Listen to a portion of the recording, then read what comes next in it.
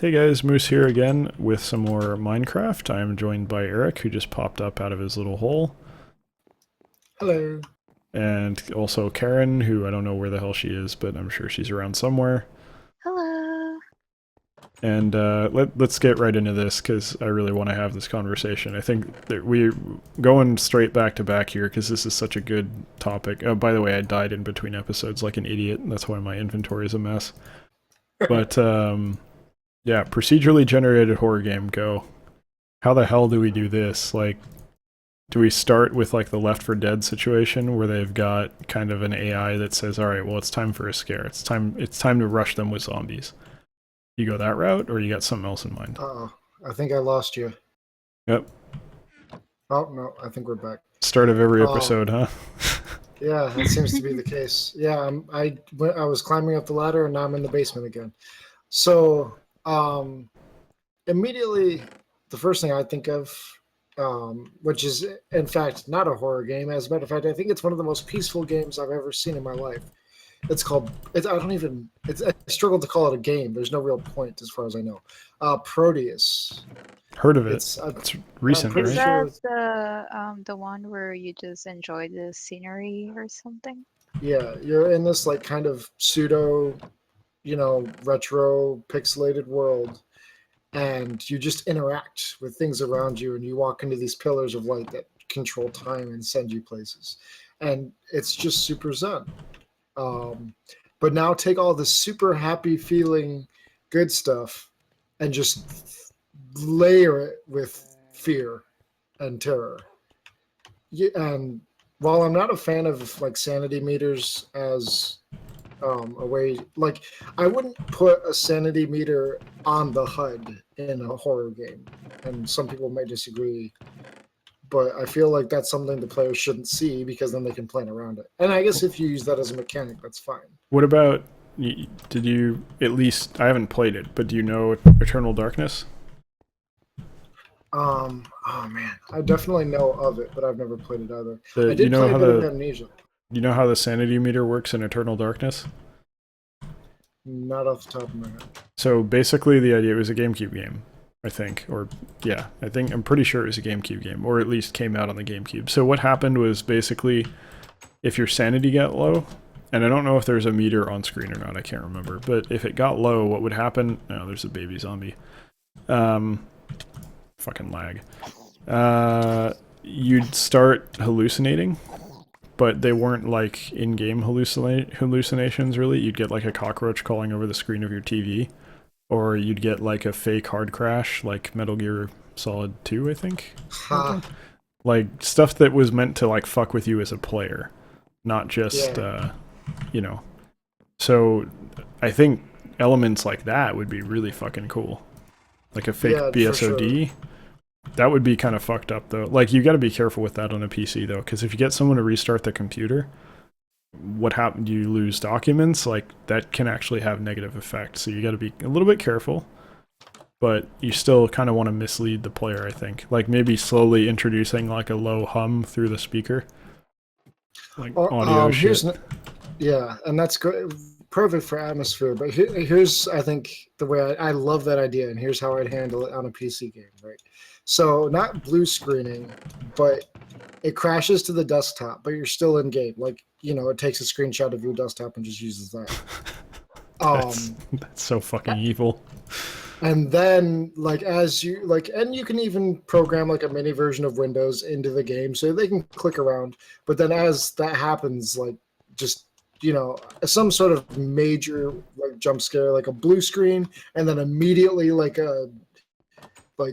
something just soul crushing. Do Like I you want children to cry when this. Not even children, I want grown men to cry. That's see? like this is where I fail as a for horror, because I don't know what would actually be That's so terrifying in that evil. context.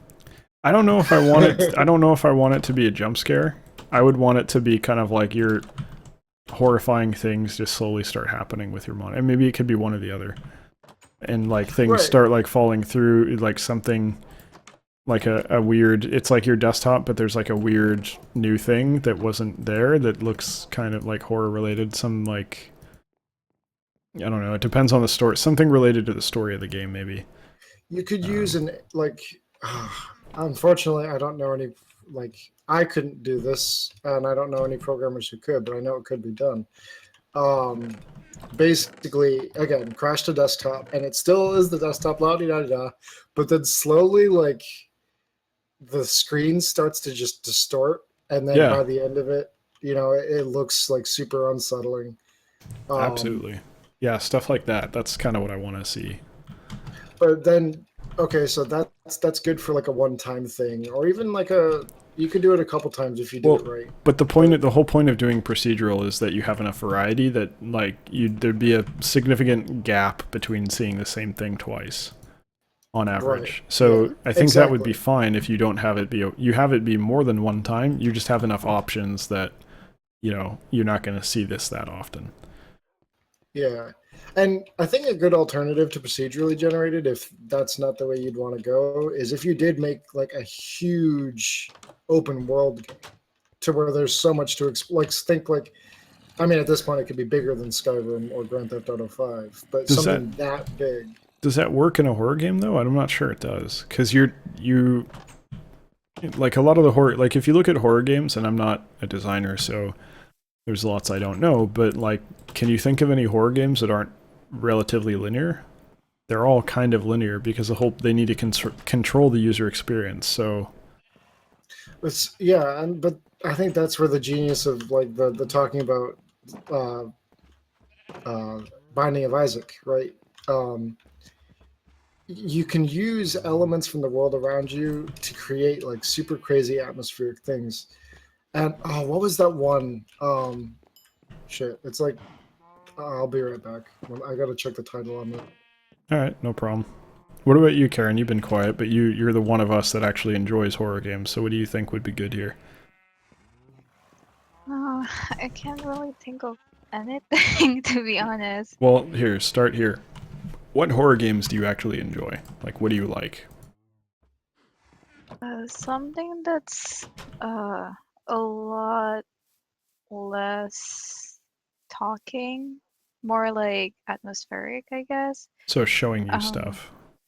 yeah, 'cause okay, this is kind of like why I like with Resident Evil games, right? Mm-hmm. Like the recent one didn't really scare me except for one part, and that was like where there was less talking, less background music.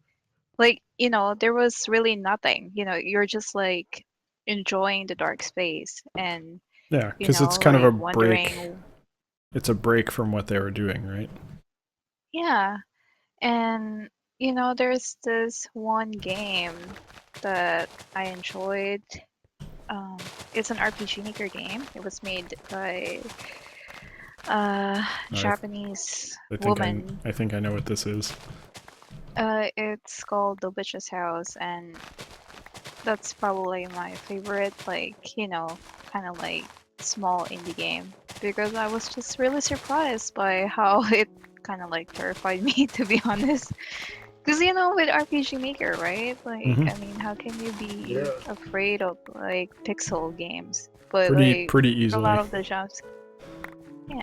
But like the jump scares, like really did catch me, and the story surprised me somewhat. Okay. yeah. I like the idea of building. First of all, of course, it's a Japanese developer, so that traditional. I don't know how traditionally Japanese horror esque it was, but Japanese horror games are terrifying, like on a whole different level. And Well, you say that, but you know, Resident Evil and Silent Hill aren't really that scary in general. Fatal Silent Frame, though, Silent Hill like can be, I think. Fatal Resident Evil Frame, is that not a was horror scary. game, I'd argue. It is horror, survival horror. Not That's anymore. the Like maybe the first couple. It's not anymore. Now it's mostly. I mean, okay. Everyone, Jill Sandwich, right? We yeah, all of know. course. Like, come on. I Well, it mean, wasn't that. that was the old one, but still. Didn't Resident Evil? They did one where a secret ending to the game was like a dog was the mastermind or That something. was Silent Hill, That's yeah. Silent Oh, Hill. that's That's my Silent Hill. favorite Okay. fucking, like, every, like, few months I'll go pull up that video on YouTube. So the music's really good. And then they all kind of have a secret ending where, like, I don't play them, so I don't really know, but from watching them, like, aliens are the main character's dad. And then, like, she goes home and says, like, hey, these assholes were scaring me. Like, and then the aliens go, like, kick the crap out of someone. I don't know. It's really freaking bizarre. But the secret endings are, like, uh, completely weird. But the music at the ending for those is really good. I watch them for the music mostly. Yeah, I said Resident Evil. Silent Hill 2 had a really good music. I really enjoyed it. Well, okay, but you're talking about like the music and the horror parts. I'm talking about the music and the dog ending where it's like a dog Oh, barking never over a weird mind. melody. Like that's what I like. Because like it has a really fantastic soundtrack. But yeah, sorry Yeah, we're for the talking about second. very different things there. Yeah. Two things though. Like there's this Resident Evil spin-off game that I really enjoyed. I forgot the title, but it was a PS2 game and it's multiplayer, like online. And you pretty much pick a character, that you want to play as. Like there's like this Asian woman, white woman, and Beta. like different types of races. Anyways, like they have their own specialty or whatever, and you try to survive. It's kind of like Left 4 Dead, but like like third person, and because of how it's not like how multiplayer is nowadays. It was kind of Yeah. easy for you PS to screw over people all the P time. PS2 multiplayer was not the most developed of But it was really fun. experiences. It was really fun though. I really enjoyed that kind of survival where it's it's linear, but at the same time because you're playing with other people or like people who are bad at the game or people who were just like screwing you over for the heck of it. Like it kind of adds some like randomness to it that's not really that doesn't really have to be procedurally generated. Okay. That is interesting, and I think I remember that game, but I don't know what it was called, and I don't remember any details. But I remember that being a weird little thing that I saw. But we are kind of getting a little bit off track here, so Oh, let's try and... sorry. No, it's nothing to apologize for. I just want to kind of bring us back around. Um, so how... Alright, well, let's start here. What about story? What would you do for story? Would you say that each time you load in, it kind of generates a new horror story? I think that might be good, because you'd Um, also get a lot of comedy out of it. yeah, but I'm trying to think of a really clever tongue-in-cheek way to substantiate that, right? How do you mean? Uh, like you could actually be playing as like some sort of just like have make fun of the neckbeard trope and be like, oh, you just like playing video games, here, try this one. You could make it super self-referential but also terrifying.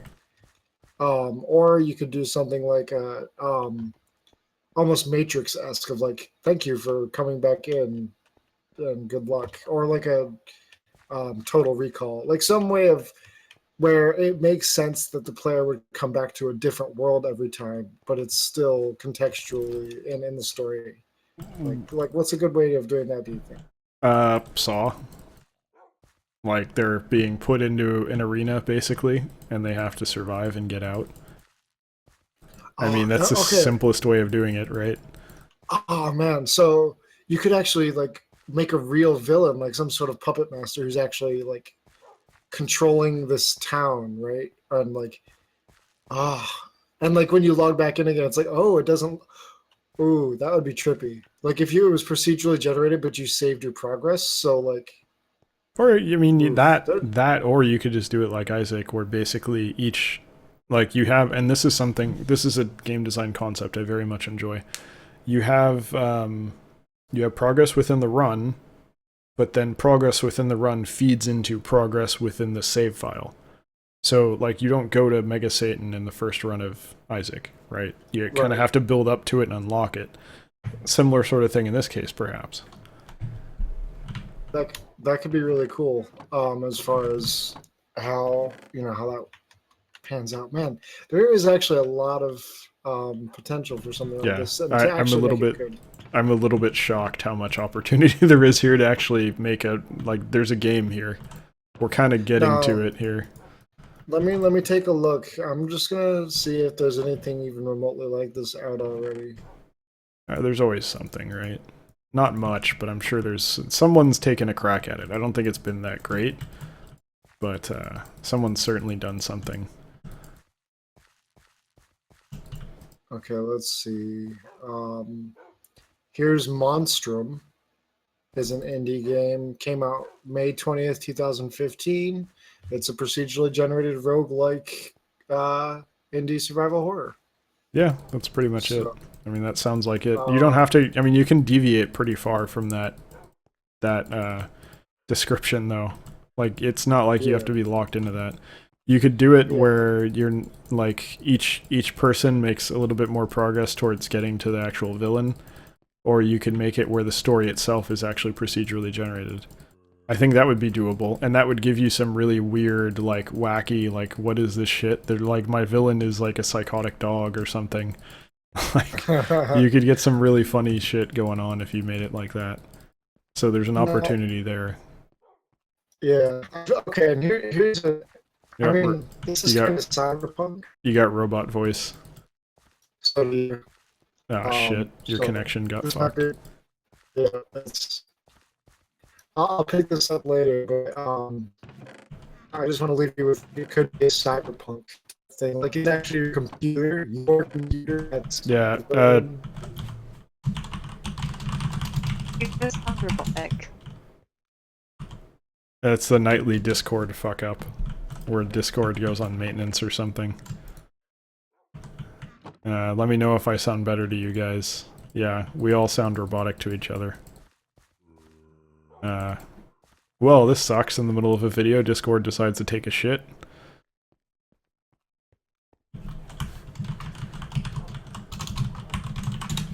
Isn't that what it's called? System shock? It's kind of, you have, shit, what was it called? Something Dan. Yeah, Discord, yeah, Discord kind of shit on us here. Well, that is unfortunate. I think we're going to pick up this topic in the next episode as well, because this is just too good. I love this. Like, coming up with a procedurally generated horror game is hilarious.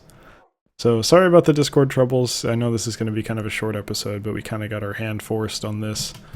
Thank you very much for watching. I hope you enjoyed it, and I hope you join us for the next one as well, because I think the procedurally generated horror game idea can go a little bit further. I don't think we're actually going to make this. We don't have the skills for that, but yeah, Karen got kicked. But it's very fun to talk about and kind of envision what this game would look like. So anyway, thanks for watching, and I'll see you in the next one. Take care.